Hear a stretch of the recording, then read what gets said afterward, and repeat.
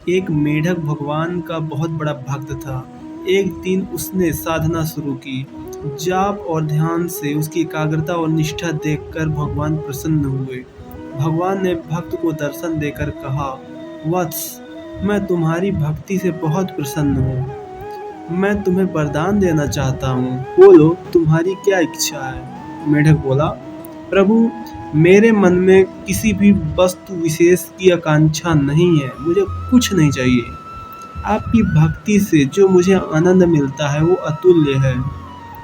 समस्या एक ही है कि जब मैं ध्यान लगाने बैठता हूँ तो एक चूहा इधर आ जाता है। उसकी आवाज़ सुनकर मैं डर जाता हूँ और भागने लगता हूँ।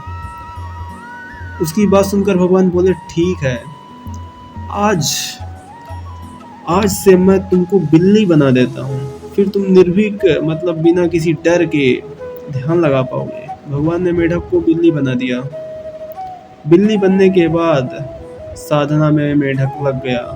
कुछ समय बीतने के बाद भगवान ने देखा कि वो मेंढक खुश नहीं है, संतुष्ट नहीं है उस वरदान से। भगवान दोबारा प्रकट हुए। उन्होंने उससे कहा कि अब क्या तुम्हारी समस्या है जो तुम खुश नहीं हो? मेंढक ने बोला, मेरी साधना से इधर कुत्ते आ जाते हैं जिनसे वो डर के भागने लगता है। भगवान ने ये बात सुनकर उसे शिकारी कुत्ता बना दिया। शिकारी कुत्ता बनते ही कुछ समय बाद वो चीते से डरने लगा। चीते उसे परेशान करने लगे।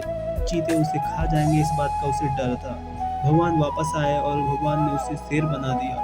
शेर बनने के बाद चीता बहुत ही खुश हो गया क्योंकि उसे पता था कि शेर का कोई भी बाल भी बांका नहीं कर सकता क्योंकि शेर जंगल का राजा होता है। लेकिन कुछ टाइम के बाद एक शिकारी ने उस पे निशाना लगाया, बट वो निशाना उसे नहीं लगा। लेकिन उसे पता चल गया कि शिकारी उसका शिकार कभी भी कर सकता है।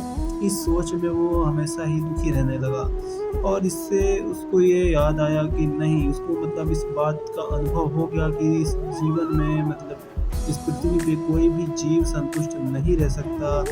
वो हमेशा मतलब निराशा में डूबा ही रहता है। कोई भी जीवन निरापाद नहीं है। दोबारा उस मेढक ने भगवान से रिक्वेस्ट करी कि उसे दोबारा से मेढक बना दिया जाए ताकि वो फिर से भगवान की पूजा आराधना कर पाए। उसकी समस्या का समाधान हो गया। वो फिर से भगवान की भक्ति में डूब गया।